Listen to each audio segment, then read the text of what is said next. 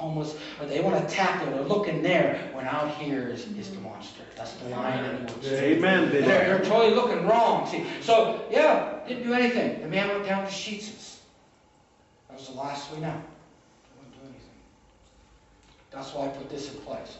So now anybody walks off the property, and that's why I told the police. They accepted it. I couldn't believe it. Like I said, I had it out with the policeman, Captain Petrowski. Man, wonderful man. I mean, he could have arrested me many a times, and he did. He liked me. He said, "I like your fire." You know? I literally threw a cop off of the property. I mean, I told him, I said, "Get out." They were I literally had cops like this shaking. And I said, now you go outside and do your job because there's a little issue.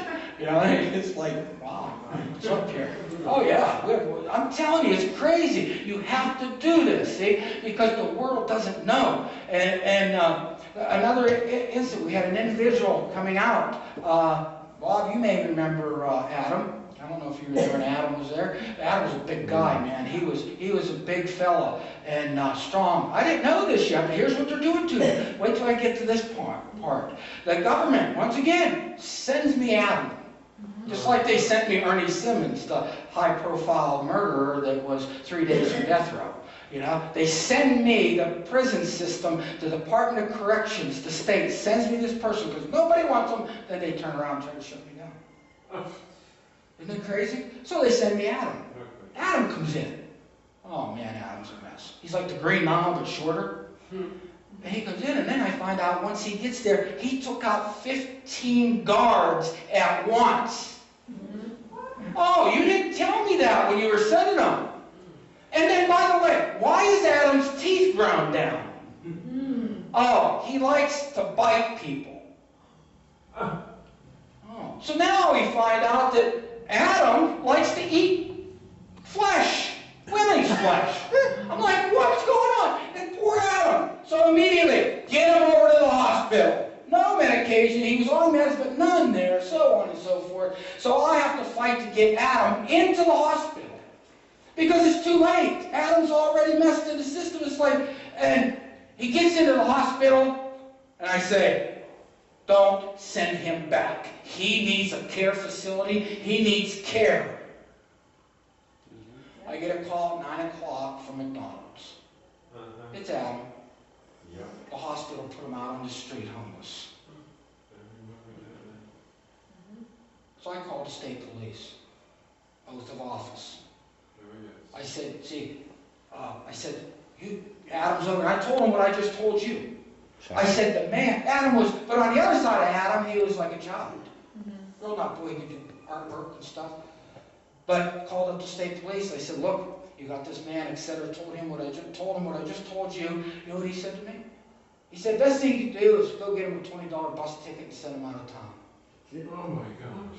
I said, you took an oath of office, etc., like I just told you. He wouldn't budge on it. I said, here's what I'm going to do. And I meant it when I said this. I said, I'm going to send 2 of my staff over there in the monitor system. The monitor system, as I told the police, I said, we're going to number John Doe, Jane Doe, Jim Joe, and whoever, 101, 102, 103. If somebody walks off the property, we're going to call up the police. That's all they're going to say, okay, 101 and 102 is out watching so-and-so. And they sign a paper that when you come into the ministry, that if you leave, you'll be monitored, followed. Okay, so I told the police, I said, I'm going to send 2 of my staff over to get at him. And it'll be so-and-so. I said, if he hurts them or anyone in this ministry, I said, I'm going to own your station. He didn't like that too much. But we went and got Adam and brought him in and got him into Warren State Hospital where he needed to be. But that's the fight I had to fight. And that's what they're doing throughout our state to human beings. They're putting them out on the street. And they're wandering out there until someone will come around. But where they end up, people, is it wasn't the fact that he was out there. It was the fact that he ended up in Warren Hospital. He shouldn't be there. He should be in a church, faith-based setting with people that care for him. That's where he needs to be. So my next question is this, people. As all this was coming, that's where he should be. A church environment. You know, I go around and I say, yeah, I have the abilities of opening up a shelter for people. I have that ability to do it overnight if I want to in any community, anywhere in the state. I can do that. You know what? I'm starting to realize, and this is the first I come out with this later, you know what? Until we're educated, forget it. I'm no longer making that offer. You want it, I'm here, but I'm not. We need to educate. We don't realize the monsters that we have created. We have a new chapter. We can open up a whole new book in the name of Jesus Christ, and faith-based ministry right now in this state. But nobody wants to listen because it's all about money. Right. Now, we need to get somebody, we need some attorneys to step forward, we need some constitutional experts to step forward on this oath of office, and we need to set an example to somebody so the rest of the oath of office takers realize, yes, the citizens are knowing something they shouldn't. They don't want us to know about the oath of office. They don't want us to know that concept. But we need to set an example to wise up our officers out there to let them know these are human beings, not guinea pigs. Amen. These aren't your money-making products. Right. That's what we need. We need to get it right. So the next thing, here's what we need. You know where we need to start? This is in color, but the book will be in color. And I'm working on it. This is all coming from the offenders from years. This book says on it, Stop Sex Crimes, a warning from behind the cross. This is what we need. We need to start stopping it before it happens. Right. What we're doing is incarcerating people, and then they're coming out and we're hating them, and we don't want them anymore. Well, let's stop them. People, you don't realize, and this is one thing I can honestly say, my personal attorney in Barre, she says, Jack, every day I drive by your place, I know that a child is safe, that one child will never get hurt again, because the people are there and supervised. And that's what she said. Thank you for that. But you don't know, right now, you don't know in this county alone, right now, where the 50 SOs are out there. You don't know. You know, if you want to worry, but don't label them, get to know who they are. You're going to find out they aren't that person twiddling their thumb waiting for a child to walk by. That's not what it's about. But that's what they turned it into. So everybody thinks that. Now it's crazy, and I could go into all that. Most people have the SO label, and they don't even deserve it. I mean, you go outside, and, you know, I even go hunting now. I go hunting, and I'm worried about going to the bathroom out in the woods. Some hunter will report me on Megan's Law. It's the craziest thing in the world because of what I do. I'm thinking now. Here I am out in the middle of nowhere, up against a tree somewhere, and I'm looking over every pocket, and I saw her. Megan, it's like this. It's crazy. Freak Bishop, freaks. So, right here, it's the truth. Yes, it is. You do it as long as I have. Because it's constantly on my mind. It's like that's what it is. If you stop along the road, you got an emergency, someone goes to the bathroom, you're reported, you're an SO. Facts. That's how crazy it's going to be. And if the jail's not filled up, money, money, money. Our judge and the warden put in the front page of the paper, he was upset because his jail cells were empty.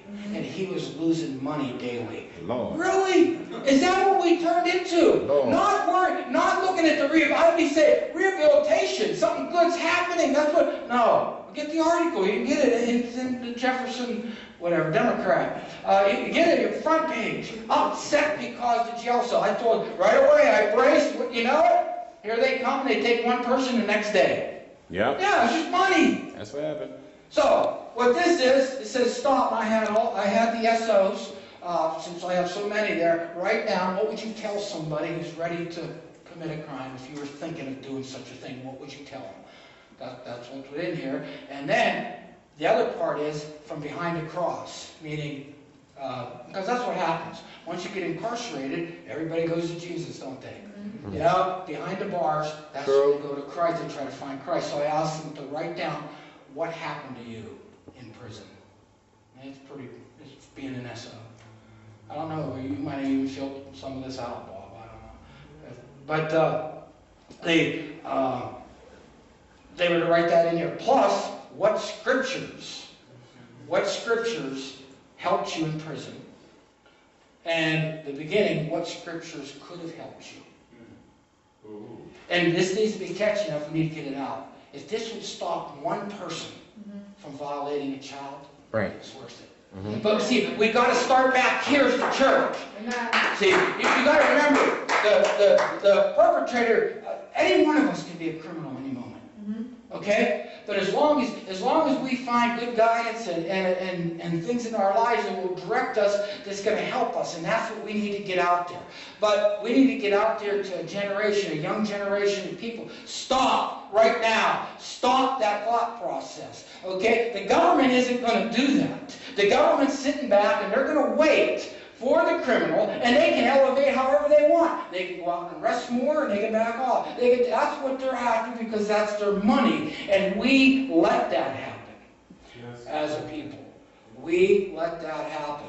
Where the church needs to get out there and get proactive, meaning get out there and get these people in right away. Right. Now we have a twofold. We have to get them in before the crime, and now we have to get all them after the crime that don't want it anymore. Okay? So you can't scare anybody out of committing a crime like that. They tried to scare the straight thing. You're not. If anything, you'll scare them into it. Okay? Only God and the love of Christ can do that. Amen. Why do we say that? Because Jesus was a very wise man. He said, only a way of life.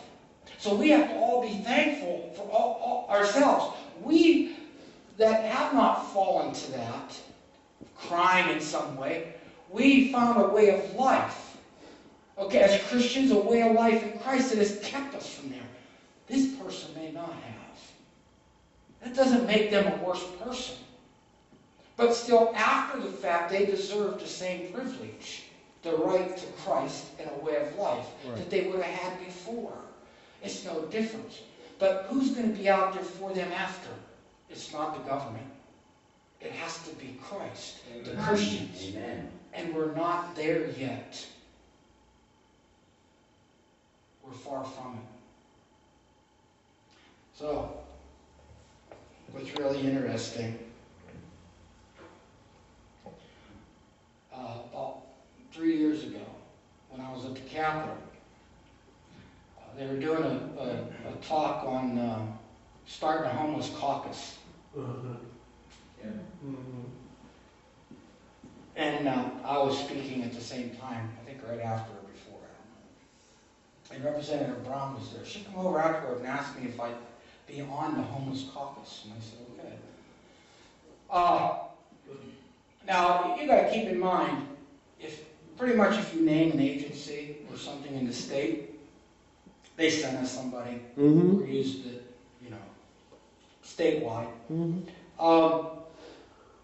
I literally am invited to and was asked to put the agenda together of the next Department of Correction and Parole and Probation meeting of all the big dogs in there, and with a Mr. Ciccinelli, who is the president of the Pennsylvania Prison Foundation.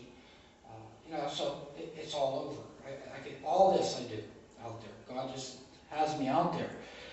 And I said, okay, I actually filled out one of the first surveys. And just like anything in politics, it didn't go anywhere. No traction, nothing. So I think we made a couple calls on it, other than that survey, and kept fighting the fight. Now you got to keep in mind that at the time, Senator Joe Scrinotti, who was President Pro Tem, I went to school with Joe, and Joe is that's his hometown. He and again, it was illegally. He can do these things. He's allowed because it's money. He had a moratorium put on the ministry, that no state parolees can come to the ministry. That includes anybody from the hometown of Brockway. Now, that's sad, because you're denying somebody their constitutional right to seek God. They're not allowed to come. Now, keep in mind, for 4 years before that, I had a great relationship with state parole. I actually wrote some of their policy and procedures that they used in the ministry as they would refer people. All of a sudden, because of Ernie Simmons coming in, a third-degree murderer, the whole state didn't want him. Nobody wanted him. They came to me, gave me his profile, everything. I sat the staff down. I said, I can't say no. We're Christians. I can't say no, I'm behind a pulpit. We're doing it. This is what we're here for. We brought them in, and next thing you know, the community attacked. They were nowhere around. They didn't come and defend us. They didn't do anything. I took the hit and ran it through. So, here's just how corrupt it is, people, out there. So I call up a man by the name of Jeff Williams. He is one of the supervisors for this side of the state, this district's parole and probation. I said, what's going on? Why would you do this to people? On and on and on. He was talking to me like, really supportive, really nice man, and, well, I don't know, and it just happens, and, he's just talking to talk. He was real nice about it. Asked me how I'm holding up and how I'm doing.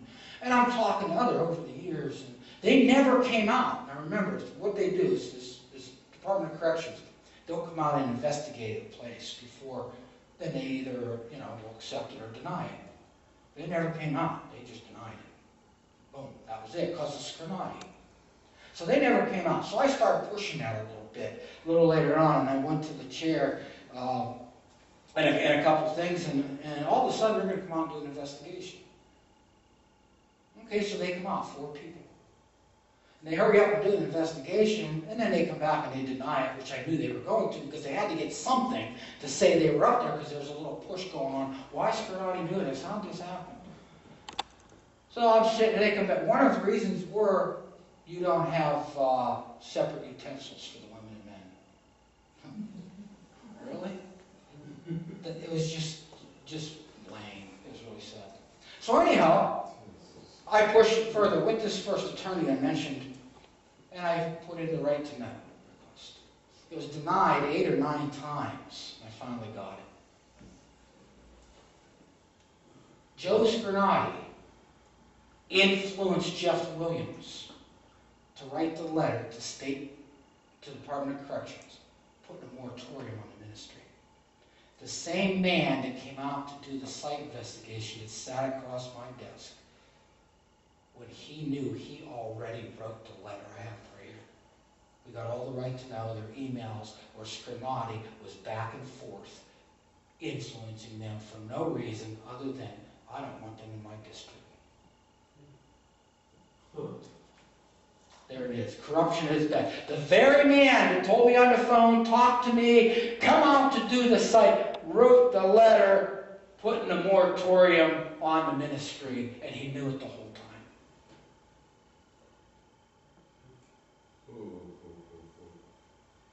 Individuals being denied an opportunity to seek God. It's sad. That's what you're up against. If you do for one, you do for all. That's the way it has to be. Amen. Amen. So I'm supposed to be on this, this homeless thing. This is how corrupt it is, people. It's so bad. I'm sorry I have to bring that to you. So I went to see Andy there yesterday, and good radio station too. You need to listen to there. Twigs, right? Twigs. Twig Cafe Radio. Yeah, Twigs Cafe Radio. Good stuff on there. So look that up on the internet and listen to them. They really get some truth out there. It's good. So I come back there last night, and I was tired. I told him there, and I checked the email, and wouldn't you know it, I'm like, I don't believe this. And I printed it off. I called up Bob right away, and he come down and started printing. Ran the machine on ink. It's 250 pages. And it's I couldn't believe it. It's the Joint Staff Government Commission, April 2016, the homeless report that I was telling you about in 2 years come out on the internet. Come last night. I thought, you gotta be kidding me. I started reading and I'm sick. You can look in here and you will see all the numbers of all the money, all the numbers of homelessness. Okay, in the last 3 years. It has not changed. There is not a solution. There isn't anything. This is the best your government can do with your money, is put together a bunch of garbage like this, and this is their homeless caucus, and this is what they've done, and there is no answer for homelessness anywhere in here. All this is a bunch of statistics. You read this, after what you hear here, You should gasp. You know what is said in here that they found?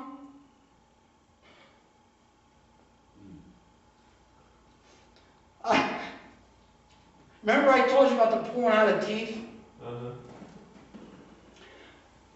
They found that low-income people that don't have any teeth were the ones that were the hardest to get affordable housing. That don't have teeth. What?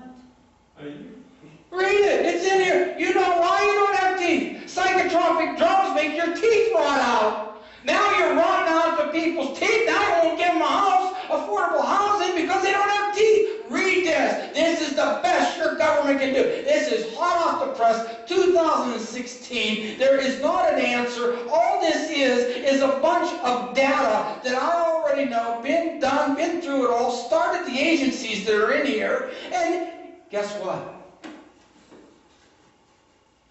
The ministry isn't mentioned anywhere. Oh, wow. Jesus' name isn't anywhere. Them snakes again. They literally, purposely removed this ministry out, but they use it all the time. But they will not acknowledge You it. better get them. Oh, my. Isn't that sad? That should open up your eyes. They do not, they know it. They know that thousands have come through this ministry. They know of all the letters and everything. And they mention in here, you know who they mention? Salvation Army.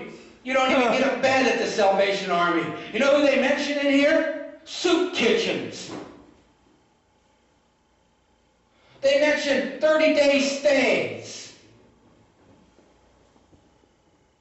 You have to read this. I won't read any more of it. I read it enough. There. 16 years. And then here's what they give you. No answers. Mass incarceration. The state was just sued and nailed. And Vic is ready to step in if they don't have their programs in place. And those mentally ill taken care of, he's going to file punitive damages. Good. And they put this out. They have mentally ill walking around homeless, everything you just heard, and they put this out. And you start reading it after you hear what I told you, and your mind is saying, wait a minute. But you know what else it's showing? In 2016, all the numbers are going up. Homelessness. Why? How can you in 2 years put together something that is going totally the opposite direction it's supposed to? How can you do a survey of 2016 in 2 years and end up showing us that homelessness is growing? What is wrong with you people? That's what you got to tell them. What is wrong? Do you know how long would it take to put this together? There's some research in here. You know how much wasted money and time.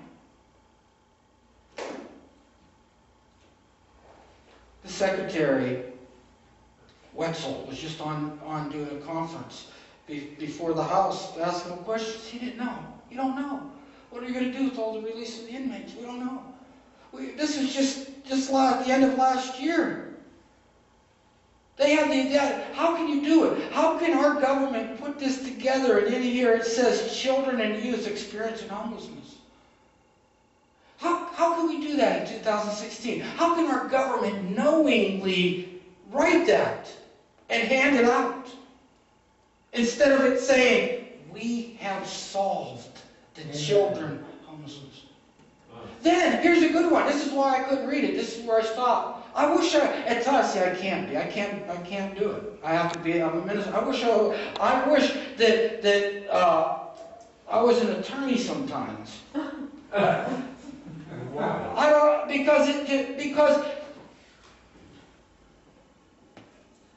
we had, in Brookville, we got cops around our church that comes through the windows. And apprehended the homeless. That was a case we won. Vic won that case and filed punitive damages and won. Because we were housing homeless illegally. But that didn't work. But see, the new codes, well, I don't want to say new codes. I don't know their codes. You know, old codes. Codes. Uh-oh. Bob's a code teacher. For Get him. It's like bad subject for me. He understands. So, you know, all the codes, etc. It says, all right, you're going to come and fine a minister for taking in the homeless into his parsonage, okay, which that's what was ruled in federal court, okay? Judge Ambrose ruled that bringing the homeless into your church sanctuary is the same religious right as prayer. We want the kings. Amen. He said, you bring the homeless in, you have a right. It's their house. God said so. My house is a house of prayer. You come in and you heal the people anyhow. That's where I'm going. Okay? It's illegal to do that. But there's people living in cardboard boxes, under bridges, tent cities, illegally. It's illegal. And the code says you're not allowed. Do you realize that this is how crazy it is. People, come on, we got to stay focused. I just went and built a hunting shack. Uh-huh. With the guests. In the woods. Right. Yep. On logs. Mm-hmm. Big logs, too. Here comes the sewage officer and the code officer. Right. I ain't not allowed to use it unless I put a septic system in my hunting shack. I'm going to go hunting once or twice a year. Remember when I told you about the tree? Now you see what I mean. I don't know if I'm being washed or not, but I heard it. Now, you go and I built this hunting shack. And they say, well, you need a sewage permit. You got to put a privy in it. Oh, I said it's a hunting shack. Only if I call Vic up, Anyhow, Vic adjusted my letter a little bit, and I send it, and I think we put him in their place. Okay? Now you're telling me I can't. I said so, and I called up the supervisor. I said, so if my kids go down in the woods and build a camp, they're allowed to sleep in the camp unless they put a septic system in. She didn't know what to say. I said, well, that's what you're saying. You're under your stupid laws. Here's because it's a ministry. But anyhow, so people living in cardboard boxes, under bridges. You drive to the Capitol, your politician, lawmakers every day. There they are, illegally dwelling, according to your laws. Nobody's going in and arresting them. We're going to do it. Let's do it. The church, it's time, because you go in, let's go find all the property owners of the abandoned buildings and tent cities and go in and violate them for illegally housing people without sewage permits and code permits. Let's do it. All of a sudden, where are we going to put these people? You get it? Where are you going to put it? And then, what are the politicians going to do when they have a mass amount of people in their community, right here in Wilkes-Barre? And in Wilkes-Barre, there's a lot of homeless. We take them in. Amen. What are you going to do when they're all standing around, nowhere to go, and the politicians are here from their constituents? Hey, we got all these bums around here. What are you going to do with them? Well, hey, just for Jesus sounds like a pretty good place. Yeah. Amen. Oh, Just send them in. But now, What they gonna do? they mentioned it in here. it's not. They're sleeping under bridges and boxes. They're admitting of illegal activity in their own report. It's illegal to dwell anywhere without a sewage permit or an occupancy permit, and they are legally acknowledging it, that it's happening all over, and no one's doing a thing about it. Now you tell me what you're going to do with that one. But as soon as a minister opens up a church and brings in people, they want to violate you with the codes right away, where right here in their brand new report, they knowingly admit to knowing of illegal activity, and under their oath of office, in their own writing, they should get out there and violate everybody for doing this. That's where we got to start, people. We got to expose the issue first before you're going to get anybody to move. We got to get out there. They don't know what homeless looks like. They don't know, because everybody's looking pretty good and pretty fine. Hey, clothes in America are easy to come by. You can't tell a homeless person from a psychotic person anymore. You don't know unless you've done it as long as I have. But that's the only difference. But if you start getting around the hardcore homeless, you don't have to know what they look like, you'll smell them. Okay? That was one thing with one minister, we don't have a shower. You know what? Homeless really don't care if they have a shower. Just get them in. Worry about the shower later. They didn't have a shower out in the wilderness, out in the tent city. What are you worried about it now for? Then that goes up there. How many ministers are going into the tent cities? How many are going in? How many ministers are walking into those tent cities? How many ministers are walking into the mental health wards right now? How many ministers walked into those asylums for those few-minded people? None. They weren't doing it. And we're paying the cost right now, people, in 2016 in our nation. You know what? You want to pray about it. You haven't seen anything yet. Everyone's saying, listen, people, everyone's saying, how bad do you want it to get? Oh, it's going to get worse. It's going to get, how bad do you want it to get? We just legalized marijuana. Marijuana is now a medically legal substance in Pennsylvania. That's perfectly okay. How many people have been in prison over marijuana? Now that's getting thrown in their face. Oh, now it's okay. What's the next step? We'll just smoke it. How many more murders? How many more children need to be killed by drunk drivers and drink it in America? How many more does have to happen before you'll get rid of that money? Well, never. How many more people have to shoot themselves, blow their heads off, children put needles in their arms, another mass murder, another shooting? How many more do you need to see before you're going to say it's bad enough? Now it's gay marriages, let's do this, let's get heroin addictions everywhere, people. How much worse do you want it to get? Everyone's saying, oh, I'm waiting for the end time. What do you want? How much worse? Just because we have a little bit of money, we're eating good, and we can get around, we think we're okay, it's not bad. People, it's ugly out there. Amen. It's bad out there. Amen. They're cutting people's throats into prisons. They're throwing people off tiers into prisons. Right. And they're beating people off the prison. It's ugly. It's a madhouse. It's not growth of humanity. It's a degrading of humanity, people. Tell the truth. The end times are here. Amen. There's no morals anymore. There's no ethics. That's what's happened. That's what pharmaceuticals have done to us. They say that the human being has no morals or ethics. So they give them pharmaceuticals. You be this way. There isn't any. Morals and ethics have been diminished and taken away from us. Now it's just a free-for-all. And that's what we're doing. And now we're paying the cost for it. Mm-hmm. How many children right now are putting needles in their arms and becoming drug addicts as we sit here tonight? It's all over. You heard that we just had a drug bust of 30 people. One of the bath salts are just literally degrading people's minds. Mm-hmm. They're burning them out. And they know it. You got people, flacco drug coming through that they're eating people. They're actually chewing on flesh. How much worse do you want to see it? Come and see the homeless coming in. The hopeless. You see them from all walks of life. Young men, women who'll never have a job. They'll never be able to keep up. And if they do, they're in debt. They're going to make bad choices. They don't have any connections. Then how much worse do you want it to get?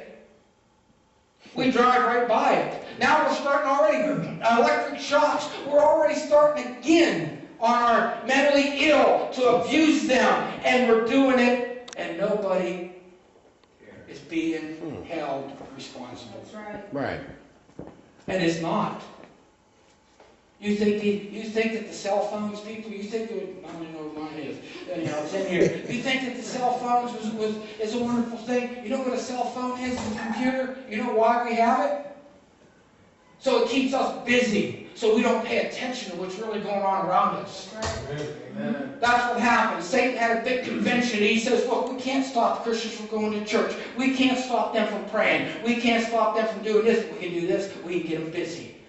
Get that computer in their hands. Get that phone in their hands. Get them busy.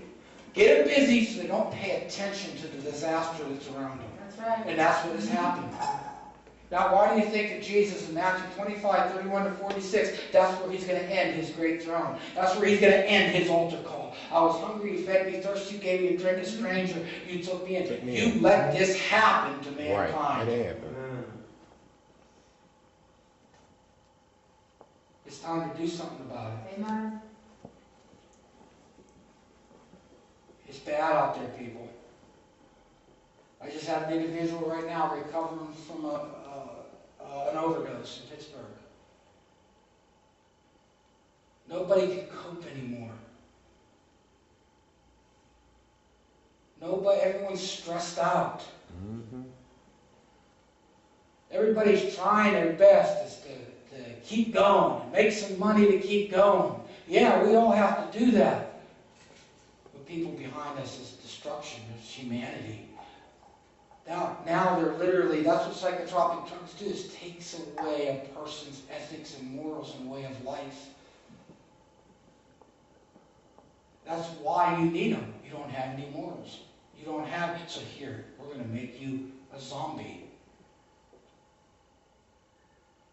But it's okay for our government to legalize marijuana, to do those things, psychotropic drugs, to let them be illegal, something they know that kills. It's sad. If you look in Jeremiah 7, I want you to notice something, people. Jeremiah 7, we're going around saying, well, let's pray about this. Let's pray about it. Yeah, let's pray about it. This is something that we can't pray about. I'm going to tell you something, people. If you look in Jeremiah 7, okay, and you listen closely, this is today. Jeremiah 7, starting verse 8. Behold, you trust in lying words that cannot profit. And that's right here. Lying words that cannot profit. This is it. I can't believe this came out yesterday. That's exactly what that is. Lying words that cannot profit. Will ye steal, murder, and commit adultery, and swear falsely, and burn incense unto Baal, and walk after other gods whom ye know not, and come and stand before me in this house, which is called by my name, and say, where we are delivered to do all these abominations, that we can do this, and we're just delivered from it, we're okay, because we're Christians, that we can do this? In this house, which is called by my name, become a den of robbers in your eyes? Behold, even I have seen it, saith the Lord. But go ye now unto my place, which was Shiloh, where I set my name, at the first, and see what I do, what I did for the wickedness of my people Israel.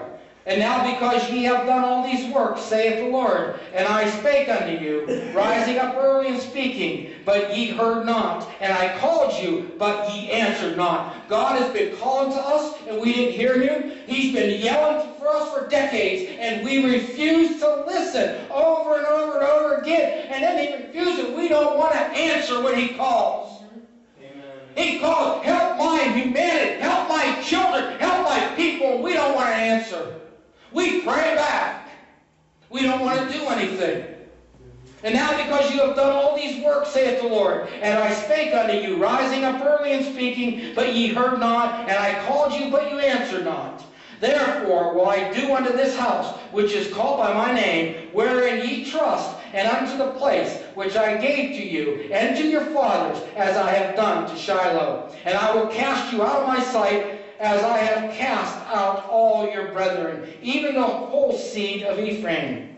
Therefore pray not thou for this people, neither lift up cry nor prayer for them, neither make intercession to me, for I will not hear them.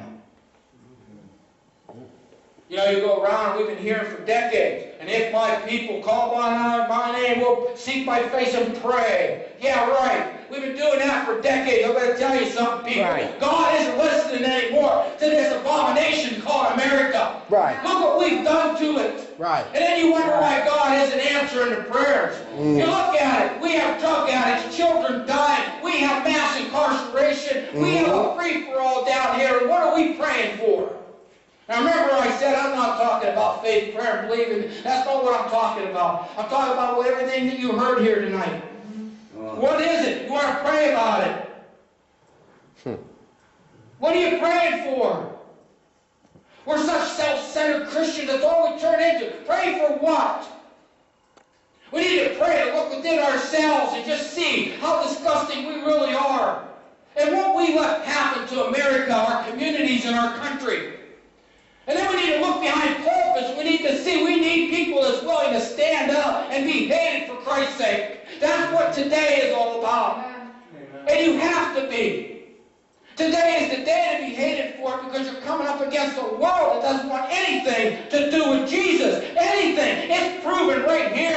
After 16 years of turning this state upside down, they don't even have the audacity to acknowledge the largest faith-based homeless outreach in the state because the name of Jesus is attached to it. Preach, Bishop. Do you hear that? And I've been heralding this out in the wilderness for 16 years and nobody will listen. And you think God's going to answer your prayers? No! You've got major people dying from heroin overdoses. Right. You have marriages collapsing. You have homelessness in your children. Go ahead. Our next generation of convicts. People, you need to wake up. Check them. I can't continue on much longer trying to get obvious facts out there to you that is showing you that we have denied God. We have forgotten our God. We don't take him out of our courts. We take him out of our schools. We've taken him out of our churches now. We lock the doors every time we leave. We don't children of God coming in. We don't want you if you're an SO. Preach. We don't want you if you're a felon. We don't want you if you're stand. We don't want you out there. Gotta preach. Oh yeah, we're going to make America great again. Sure we are. Without God, it was God that made America great again. Our founding fathers built this country on the 10 Commandments, and we have forgotten that. Amen. We don't want to take them out of our courthouses, and then you wonder why this is happening. We'll get them. Look around, we don't want to see it. You haven't seen anything yet. You want to see it get worse. Terrorists are already blowing us up. What worse do you want to see? Is it going to be when somebody's throat gets slit right in front of you, and they're going to finally say, well, I guess this is the end time. People, it's happening right now. Christians are being literally killed, their throats cut, everything else with this ISIS. Where did ISIS come from? We're supposed to be the greatest power in the world. Why is ISIS even here then? Come on. It's called population control and fear. Right. Yes, it is. Expose them. That's just like psychotropic drugs are, people's population control. Murder. I love it. Come on, think about it. The rich aren't stupid. They know what they're doing. Come on. You see it on TV all the time, don't you? Huh? If you've taken the drugs or Ultra and you have this, that, and the other thing, you obviously you can make money. You don't think the doctors knew? They knew that. It's all passing the buck. Hey, yeah, we made money on the drug. Here, now it's your turn. You can make money on the side effects from it. And they knew that. They aren't stupid. They know that they can put out a drug, and they know in 5 years they'll have a commercial that says, now, if you've taken this drug and you have these effects, yeah, it's all money in the bank. It's called job security. They already know that, yeah, if we sell this drug for this much money, the attorneys will have this much money in 5 years, and etc. They know that. People aren't rich because they're stupid. We're stupid because we don't want to listen. We're the people that need to listen. That's right. Who do you want to serve, God or money? You'll have the greater power if you serve God. You're hearing it here. That's right. Stand up. We have to stand up as Christians. And there's only one thing. The greatest power that you will ever know that Jesus Christ gave his people was, we know what's happening. That's it. Just knowing, letting them know. We know what's happening. Here's an example. They know it so much they don't want anything to do with it. They don't even want to acknowledge it. Why? They're afraid of the people. They're afraid of what the people might say. For what? Helping human beings that nobody else wants? Amen.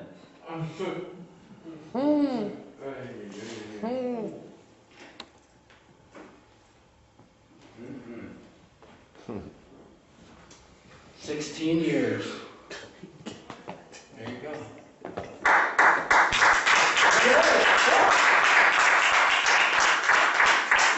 Here's man. This never changed. Amen. Go ahead. God. Never changed. Except one thing. God says, I'm not listening to this crap. What you've done, don't even pray to me about it. Don't even look to me about it. Forget it. I'm not even hearing you. People, that day's here. Why do you think that we're going downhill? Why doesn't God answer prayers? He's tired of listening to us. He's sick and tired of listening to a bunch of hypocrites. A bunch of people that want, but they don't want to do the darn thing, do anything about it. A government that's so corrupt upside down backwards that they don't even make sense. And that's what we want. As long as we have a little bit of money, we just keep going right ahead, fast forward. Now, that's not the God I serve. Amen. The God I serve is a man that looked back. Remember, Jesus went up on the hill with Satan, and Satan said, look, I'll give you all the world. I'll give you everything you want. Satan said, no, I'm going to go right back down to the poor and needy. They need me. Satan, he said, I'm going down to my people, the ones that need me, and that's what I'm going to teach the future world. But guess what? We quit listening. You know what made us quit listening? Money. Yes, it did. That's what made us quit listening.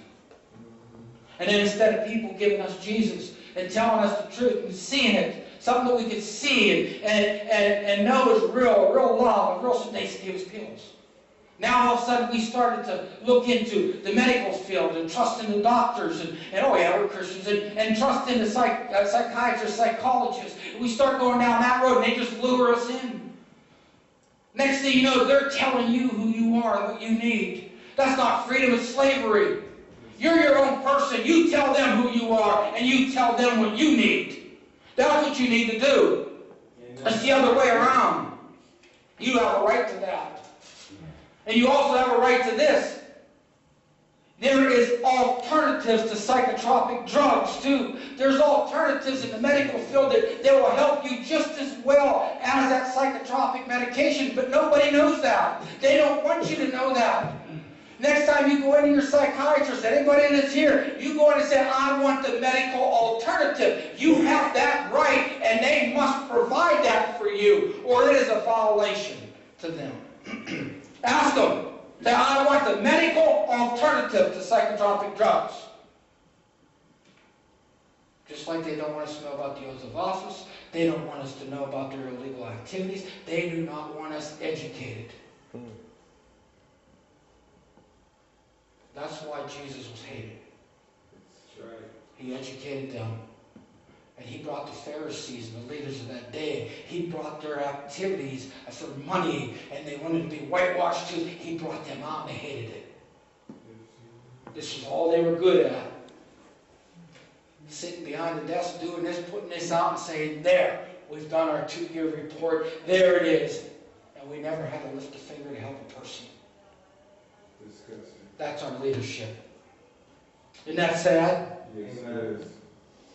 So then if you want to read in 1 Samuel 4, you'll go in there and you'll see that, the Israelites, they wanted to go to war. You read there 1 Samuel in chapter 4, and you're going to read that they were losing to the Philistines. So what do? They go get the Ark of the Covenant. So they go running and they get the Ark of the Covenant, and they bring it back, and they march it into battle against the Philistines. And the Philistines are scared. Oh, they're bringing the Ark. The Philistines, the enemy. The pagan gods are afraid of the Ark, and here comes the Israelites like we do, using God like this. Here we come, we got the power of God. They lost. Yes, they did. And the Ark went with the Philistines. God left his people. He said, you don't want to listen to me? You don't want to serve me? You don't want to do anything that I ask and obey me? You want to serve that world out there? He said, I'd rather have my ark in the hands of the enemy. Ichabod.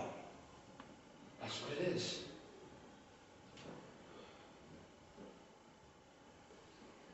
America will never be great again until God is invited back in. Amen. Never. And the only way that God this time is going to be invited back in, you will see the return of Jesus Christ. When the Christians begin, remember Jesus said, are you ready? Are you going to be ready? We have that right here, right now. We are living the greatest time ever. We are living in the time of the world that if we step out as Christians and get out there and begin to say, wait a minute. Yeah, I need my job, I need to pay bills, but I'm going to make something important and all that. That is what I'm hearing here tonight. This homelessness, this homeless problem out there. These people that are being slaves and guinea pigs, I'm going to make that important. And you start getting your churches involved, and you start getting the word out and getting people educated, and you start getting people to understand that this monster out there isn't the monster it's made out to be. And you keep doing that, you will see the return of Jesus Christ. We don't know the day, time, but you will start seeing it. And then all of a sudden, see people, I'm going to tell you something. Somebody mentioned it the other day with this new technology. It's like, I think it was Prince passing away. Oh, Prince passed away. Boom. And I think that person said, well, is that how when Jesus returns it's going to pop up? Jesus is here. Wow, isn't that cool? But yeah, people, that's what that people believe, that the day of technology will see the coming of the Lord. Like, we'll be at work, wherever we're doing, and all of a sudden, oh, Jesus is here. Yeah, on the news it comes up. Yeah, Jesus is, well, by George, I never expected him to look like that. That's how we would be. We're messed up. That's, really, your Lord, God, Jesus, and his glory's going to come back, and you're, oh, yeah. I thought his beard would be darker. That's what we would say, because that's how we are. But that's not what it's going to be. People, at times, is what you're going to is going to be the ushering in of Christ's life. And then we're going to realize he's been here the whole time. Yeah, he's going to come in clouds of glory. glory, just what the Bible says. But we're going to realize He's there the whole time. His glory is so splendid and powerful. You know, yes, He's going to come, but it's not going to be like, oh yeah, there He is. Come on. He said, are you going to be ready? Are we ready? Are you making ready for the banquet? He gave us the tools. He gave us the word to do it. Go get my people. Go in the hedges and the byways and bring them in. You're seeing it here tonight. I expect exactly what everything I see. Remember, Jesus said, hey, go invite them in to warn them. Well, I got oxen, you know, I bought oxen. Now when do you buy oxen? You don't even go try them out. I got land I gotta go look at. You know? They make up excuses. But He said, you don't let that bother you. You go out and get them in the hedges and the byways, and you bring them in. The homeless and the needy, you let them know. We're in that day right now. Now we must keep doing it. And we must keep going, and we must keep fighting for it. Let's go back to Matthew 21 and finish up here for tonight.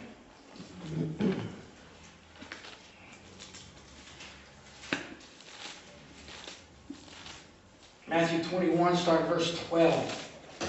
And Jesus went into the temple of God and cast out all them that sold and bought in the temple, and overthrew the tables of the money changers and the seats of them that sold doves. And said unto them, it is written, my house shall be called the house of prayer, but ye have made it a den of thieves. And the blind and the lame came to Him in the temple, and He healed them. Jesus showed exactly what He wanted His church to be like. He went in, He said, it's not about money. It's not about the buying and the selling. It's not about what you gain and work for or have, your prosperity. It's not about any of that. Yeah, you can have it. You're going to have it. It's there for you. But I'm going to show you what's important, so much so that He came in and He flipped the tables over. He made a statement.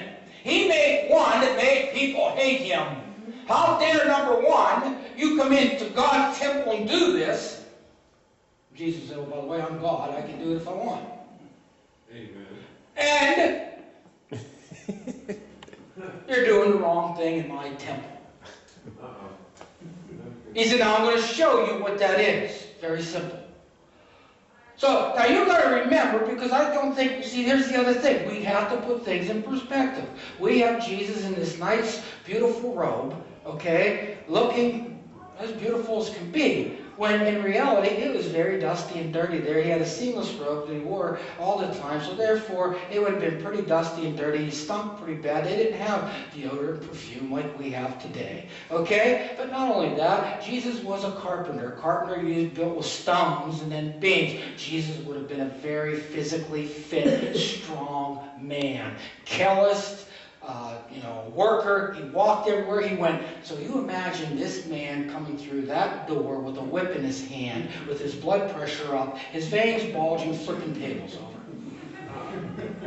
It would scare you. That's what happened. Then, this same man, in that power in the flesh, had the poor come to him in his temple and heal. Amen. Why was he mad? Why did he flip those tables? Because those people weren't being cared for. Amen. You know what? They were doing that in the temple to him, so get it out of my road. This is what you do in my temple. In my house, you bring those poor in and you care for them and you don't ask questions. That's exactly what he did. That is what will change your community. That is what will make you have a safe community. That is what will make you have a safe family. That is what will bring you together, because then you will begin to know the very thing that you fear that really isn't the fear that you think it is. And that is what they were doing. They were throwing God's children out as fear when God was saying, no, they have love and compassion too if you do it right in my name. Make my house that way and don't change it. We changed it. So what do you expect to happen? We have fear. We have communities that are throwing people around like garbage because they don't know who they are. a chance. All they know is how to shut the door in their face and tell them to move on. We have politicians that have no clue what that is. You walk in the Capitol and God's name's all over the place, but He's nowhere around. And they don't know it either. Ooh. Oh yeah, I sat in there with these hypocrites. You know what they said to do with a lot of the felons? Shoot them in the head. Exactly what they told me. Shoot them in the head. I said to them, you pass that bill, I'm going to come see you, pull the trigger. That shuts their mouths right away. You want to talk like that? I want to watch you pull the trigger. That's their answer. That's our leaders, people. I heard that many a times.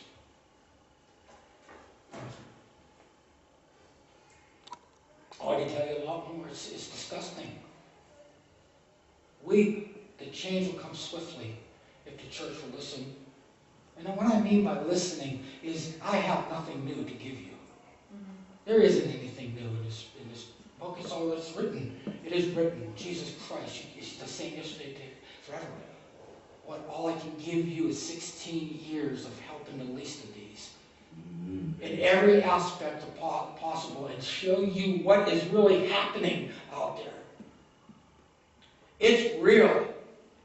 You'll walk down these streets, you can go tonight, tomorrow, you won't see it. It's just people. No, it's not just people. It's hopelessness. It's bad. They're going back to abusive families. They're going back to drug addicts. They're going, it's horrible, people. It's as horrible as you can imagine it. When we look down those streets, we just see people in clothes. It looks good. It looks okay. No. They're going back to drug houses. They're going back to alcoholics. They're going back to hurt and pain that was never here to this degree before.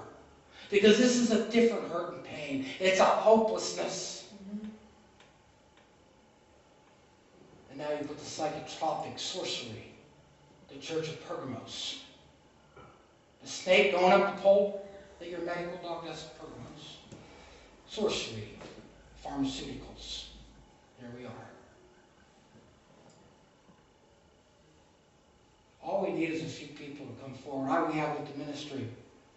A few witnesses come forward in time, not just from one area. It has to be here and there. That are delivered from these psychotropic drugs and start speaking up. There's only one answer, though. It'll be the return of Christ. It'll be a return, because we can't fix this. People, there's no fixing America. There's no fixing it in America. God's in it. Well, we can make it look good. For money. On the money side, yeah. But on God's side, what's the next drug we're going to legalize, people? Huh? Gambling. They legalized gambling. Do you know what the Governor Rendell come out with on that one? Before they opened them up, Pittsburgh built a hospital down there, a gambling therapy center for those who lose everything and how to deal with them. They built that first knowing what was coming. Yeah, in Pittsburgh. Isn't that crazy? They already knew that it would ruin lives, so they already had counselors, therapists, everything ready first for that to take place, wherever they put up gambling casinos to help the families deal with their losses. Can you believe that? Sick man. So now you have gambling, now we have the marijuana. What's going to come from that? Do you know how many people are going to be arrested for illegally using that prescription? Many. Money, isn't it? They know. They know exactly. They know how to stimulate everything. They know exactly what to do. And Pennsylvania is broke. They need money. They don't care what it does to you.